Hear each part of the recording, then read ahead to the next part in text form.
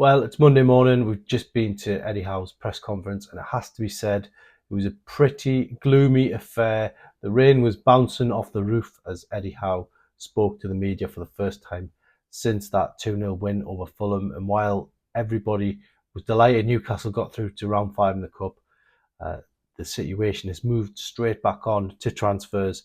But Eddie Howe was pretty honest about things and said basically that Newcastle fans may have to brace themselves for the prospect of no new players coming in. Now, for Eddie Howe, that's probably the last thing he wanted to really say to supporters, because at the start of the window, I think everybody agreed Newcastle were desperate for a new midfielder. They probably need another striker. They probably need another centre-back. And Eddie Howe would have wanted to make those signings. I'm pretty sure of it.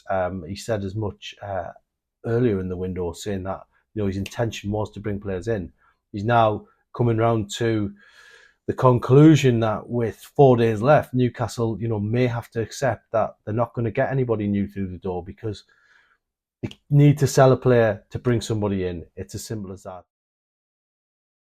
Yes, Javier Manquillo has left, but Newcastle United probably need to free up more space, FFP-wise, to bring somebody in. So it's probably going to have to be a big cash departure for Newcastle. Eddie Howe said they're not close to that at the moment. And we all know the names who could go. Miguel Almiron has been linked with a move to Saudi Arabia. Jamal Lascelles has been linked with Besiktas. Callum Wilson has been linked with various Premier League clubs and Atletico Madrid and AC Milan. So they're the three big players that could go still in this window if the money is right. But Eddie Howe's saying that they're not close to anything like that at the moment. So until that happens, he has to accept that he may not bring somebody in. So for Eddie Howe, I think he'll be glad to see the back of this window. I asked him on Saturday night if he could just close the window now. Would you do that? He said he probably would, because that would mean he's kept all of his star players. So for him, it's been a difficult month. I think he knows that. I think he's ready to just get on with getting back on the training field, back on with the coaching and trying to salvage something from this season. There's a lot to play for. They're on the last 16 of the Cup. They got a decent draw in round 5, certainly a winnable opportunity to get in the quarterfinals of the Cup. And then you're 90 minutes away from a Wembley semi-final. So we'll not jump too far ahead on that one. Transfers-wise, there was a few denials in there. Eddie was pretty clear on that. Jacob Ramsey from Aston Villa said that was an incorrect story.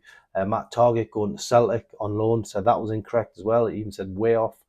I think he's just getting a bit sick of it all. I do. I think he's getting a bit sick of the transfer window. For me, the power doesn't really lie with the head coach in this situation. It lies with the financial people.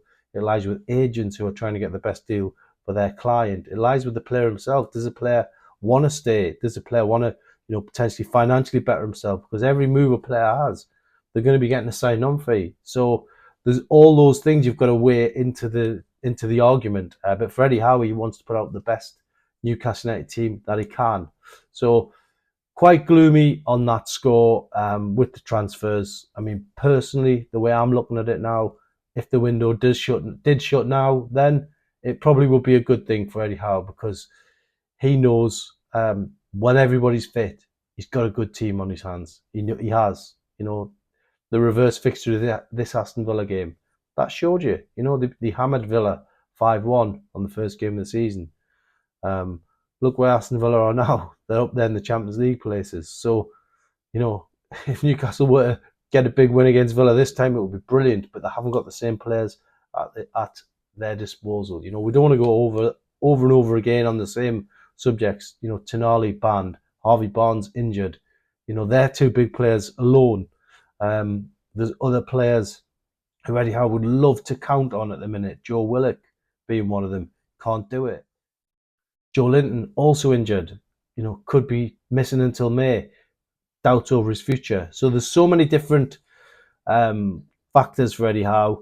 He knows really that after spending £400 million, that it'd be good to name a strong team, but he's just not able to do it. So doom and gloom on that score, but really Newcastle against Villa, They go there, they have got a bit more of a spring in their step. They beat Fulham the other night. They got the clean sheet. They got an away victory. They experienced something they haven't done at a Premier League ground since way before Christmas. So that's where we are at the minute.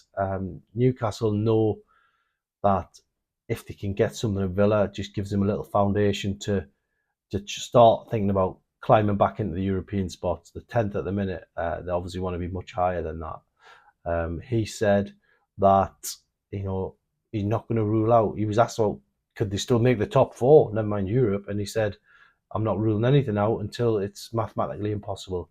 And that's the right attitude you've got to have going into this one. So Newcastle players head to Villa in better spirits. We'll see how that game unfolds. It's going to be a really tough game down at Villa. So hopefully Newcastle fans who are going down there with an 8:15 kickoff, hopefully, you know, when they do get back on that bus, they've got smiles on their faces and Newcastle are heading north with a good result. Let's hope that's the case.